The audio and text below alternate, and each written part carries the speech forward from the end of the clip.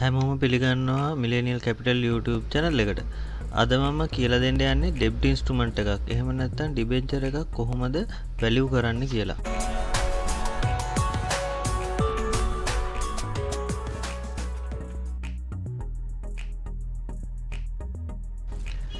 ඩෙබ්ට් instrument එහෙම නැත්නම් fix return instrument කියන්නේ ඔයාට නිශ්චිත ප්‍රතිලාභයක් අවුරුද්දකට ලබා දෙන ඇසෙට් ක්ලාස් එකක්.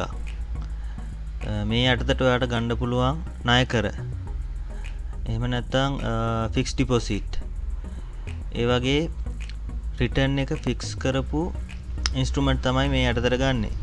ඉතින් මේවා ඔයාගේ පෝර්ට්ෆෝලියෝ එකේ තියාගන්න එක වැදගත් වෙනවා පෝර්ට්ෆෝලියෝ එක බැලන්ස් කරන්න සහ ඔයාට එන ඩේ ටු ඩේ කෑෂ් ෆ්ලෝ ඉෂුස් වලට මුහුණ දෙන්න. මොකද බැලන්ස් පෝර්ට්ෆෝලියෝ එක අනිවාර්යෙන් ෆික්ස් රිටර්න් තියෙන ඉන්ස්ට්‍රුමන්ට් තියෙන්න ඕන. එතකොට තමයි ඒක බැලන්ස් පෝර්ට්ෆෝලියෝ එකක් වෙන්නේ. මේක සමහරලාවට ඩිෆෙන්සිව් ඉන්වෙස්ටර්ස්ලා ෆික්ස්ඩ් රිටර්න් දෙන සිකියුරිටීස් වැඩි කරනවා. ඒ වගේම ඇග්‍රෙසිව් ඉන්වෙස්ටර්ස්ලා ස්ටොක්ස් එහෙම නැත්නම් හයි රිටර්න් දෙන ඉන්ස්ට්‍රුමන්ට් වැඩිපුර පෝර්ට්ෆෝලියෝ එකේ තියාගන්න. ඒක ඔයාගේ රිස්ක් ඇපටයිට් එකත් එක්ක තමයි තීරණය වෙන්නේ. ඉතින් හැබැයි කොහොම වුණත් ෆික්ස් රිටර්න් තියෙන ඉන්ස්ට්‍රුමන්ට් එහෙම නැත්නම් සිකියුරිටීස් ඔයාගේ පෝර්ට්ෆෝලියෝ එකේ තියෙන එක වැදගත්. ඒ හින්දා අපි බලමු කොහොමද මේවා වැලියු කරන්න කියලා.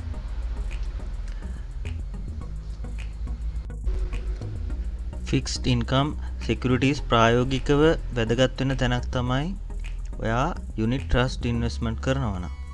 ඔයාට දැන් මේකේ පේනවා ඇති මේ ෆික්ස්ඩ් ඉන්කම් රිටර්න් සිකියුරිටීස් මේ අපි තිබ්බ බෙයා මාකට් එකේ ෂෙයා මාකට් එකට වැඩිය අවුට් පර්ෆෝම් කරලා තියෙනවා කියලා.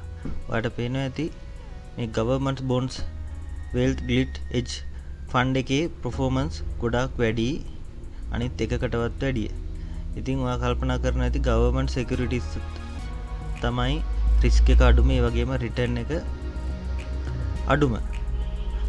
නමුත් මේක බලපුවාම ඔයාට පේනවා ඇති ඒක තමයි ඔක්කොටම වැඩිය පර්ෆෝම් කරලා තින්නේ. ඇත්තට මේක වෙන්නේ මාකට් ඉන්ට්‍රස්ට් රේට් එකත් එක්ක. ඉතින් ඒ ගැන ඔයාට පැහැදිලි කරන්නත් එක්ක තමයි මේ වීඩියෝ එක කරන්නේ. මේක ප්‍රායෝගිකව වැදගත් වෙන තත්ත්වය පැහැදිලි කරන්න තමයි ඔයාට මම මේක ගෙනාවේ. මම දැන් මේ ඉන්නේ ට්‍රේඩ් account එකේ. ඒකේ මෙතෙන්ට ගිහිල්ලා සිස්ටම් සිලෙක්ට් කරලා බොන්ඩ් සිලෙක්ට් කරපුවාම මාකටබල් ඩිබෙන්චර්ස් වගේ දේවල් පෙන්නනවා. මේ තියෙන සිංගර් එකකින් ඉෂුව කරපුවා, සෙලාන් එකකින් ඉෂුව කරපුවා. මේ වගේ ලොකු ට්‍රාන්සැක්ෂන් නම් පෙන්නන්නේ නැහැ. අතන මේ වගේ ට්‍රාන්සැක්ෂන් එන්නේ නැහැ. ඒ වගේම ඔයා මිලදී අරගෙන තියෙන ඩිබෙන්චර්ස් ඔයාට බලන්න පුළුවන්. මෙතන ඩෙබ්ට් කියලා සිලෙක්ට් කරපුවම මේ තියෙන්නේ මේ මම අරගෙන තියෙන ඩිබෙන්චර් එකක්. මේවා සාමාන්‍ය account එකේ නම් දෙන එකේ මේක මෙහෙම තිබ්බට විකුණන්න බෑ. මේක මම හිතන්නේ බ්‍රෝකර්ට කියලා වෙනම හදාගන්න ඕනේ. මම සාමාන්‍යයෙන් අරගෙන තියෙන වැඩි අරගෙනත් නැහැ. මේක බලන්න අරගෙන තියෙන්නේ. බ්‍රෝකර්ට කියලා හදාගන්න ඕනේ. නිකම්ම මේක විකුණන්න මේ ඩිබෙන්චර්ස් වල ගනුදෙනු කරන්න බෑ. මම හිතන්නේ බ්‍රෝකර්ට කියලා ඒක ඇක්සස් හදාගන්න ඕන. හරි, අපි ඩිබෙන්චර් එකක තියෙන කෑෂ් ෆ්ලෝ එක මේකේ උදාහරණයට ගමු.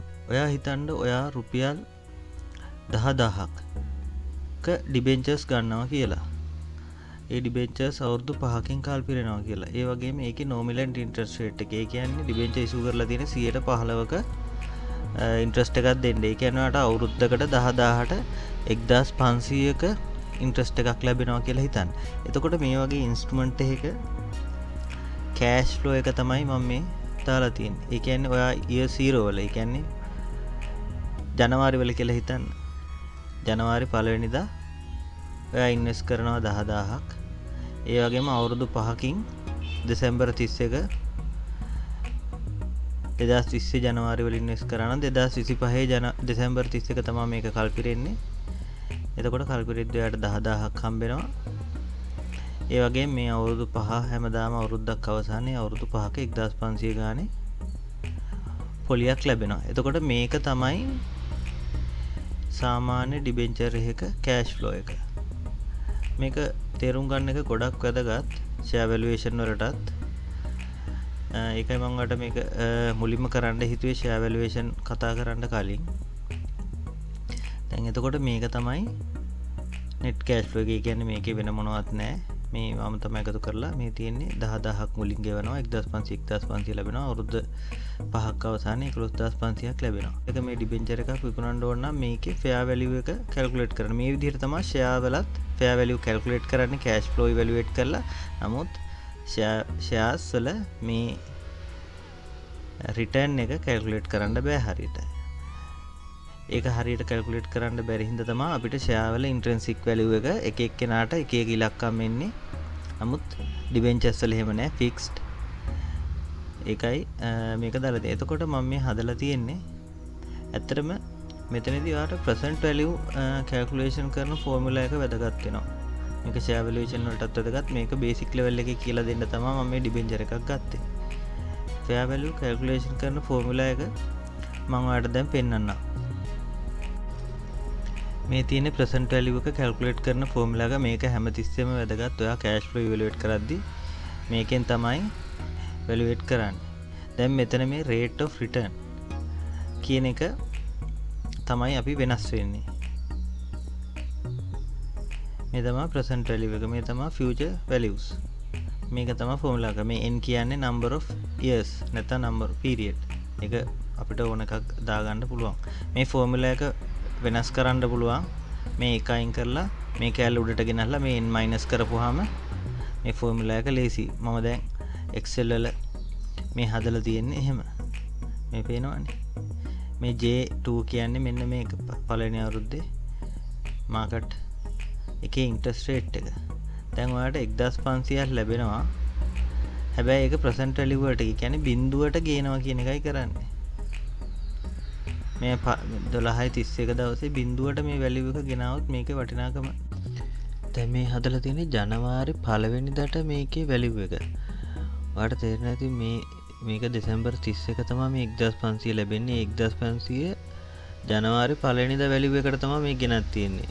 මේ C13 කියන්නේ මේ 1500 ඒක වැඩි කරනවා 100ට 10 ධන 1 මයිනස් 1 වලින් මේ අර මම පෙන්නපු present value formula එක තමයි දාලා තියෙන්නේ.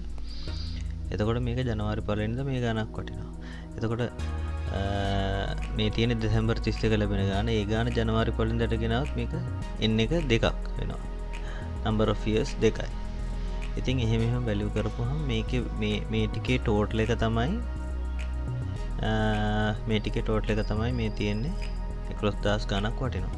අපි දැන් මේක දෙසැම්බර් 31 වැලියු කරනවා නම් කොහොමද වැලියු කරන්න කියලා මම ඔයාලට පෙන්නනවා. එතකොට මේක අවුරුද්දක් වෙල් නැහැ මේක දැන් ලැබෙන්න තියෙනවා කියලා හිතමු. එතකොට මේකේ වැලියු එක 1500යි. එහෙමම එදාට ලැබෙනවා. මේ කියන්නේ මේ ඉන්ස්ට්‍රුමන්ට් එක දෙසැම්බර් 31 ඔයා කාට හරි විකුණනවා නම් මේක වැලියු කරන්න ඕන විදිය.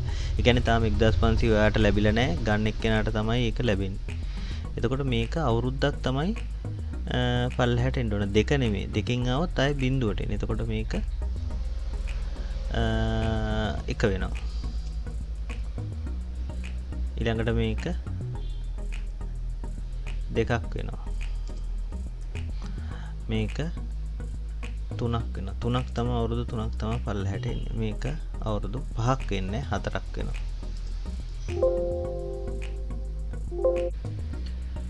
මේක 4ක් වෙනවා. 5ක් නෙමෙයි. එතකොට මෙන්න මේක තමයි දෙසැම්බර් 31 වැලියු එක.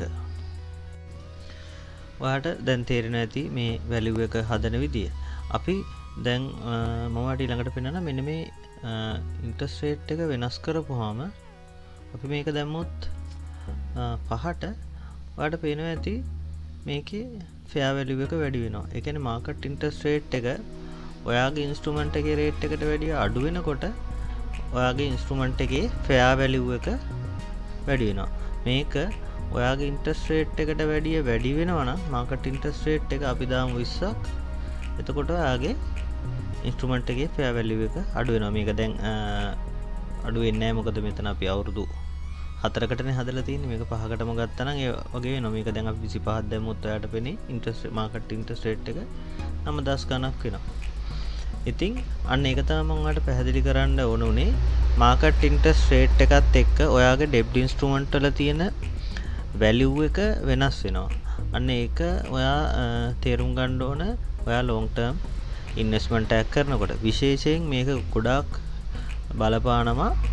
ඔයා ලොන්ග් ටර්ම් බොන්ඩ්ස් ගත්තොත් ගවර්න්මන්ට් බොන්ඩ්ස් සමහර ලාවට තිනවා අවුරුදු 30. ඉතින් ඔයාලට තේරෙන්නේ නැති රිස්ක් එක කොච්චරද කියලා. අවුරුදු 30ක් යද්දී බොන්ඩ්ස් කොච්චර වටිනාකමක් එයිද, කොච්චර ඉන්ට්‍රස්ට් රේට් එක අඩු වෙයිද, ඒ වගේම ගවර්න්මන්ට් එක කොච්චර මනි ප්‍රින්ට් කරයිද, ඔය වගේ දේවල් ගොඩාක් බලපානවා. ඉතින් ඔය වගේ අවුරුදු 30 බොන්ඩ්ස් ඇත්තටම ගොඩාක් කරන් තියෙන EPF එක. ඉතින් EPF එකට ලොකු රිස්ක් එකක් තියෙනවා. මොකද මනි ප්‍රින්ට් කිරීම සහ ඒ කරුණු කාරණා එක්ක මේ දේ ගැන තමයි මම ඔයාලට පැහැදිලි කරන්න ඕනේ. සහ මේ ෆෙයා වැලියු ඉවැලුවේෂන් එක ගැන පොඩි සරල කෑෂ් ෆ්ලෝ එකක් තියෙන ඩිබෙන්චර් එකකින් පැහැදිලි කරේ. ඊළඟට එන සංකීර්ණ ස්ටොක් වල කෑෂ් ෆ්ලෝ ඉවැලුවේට් කරනකොට මේක පහසුවක් වෙයි කියලා හිතුණා. අපි ෂෙයා වැලුවේෂන් වීඩියෝ වලින් නැවත හම්බෙමු. මේ වීඩියෝ එකෙන් ඔයාගේ දැනුමට යමක් එකතු වුණා නම් වීඩියෝ එක ලයික් කරන්න, channel එක subscribe කරන්න. මේ වගේ වීඩියෝ එකකින් නැවතත් හමු වෙමු.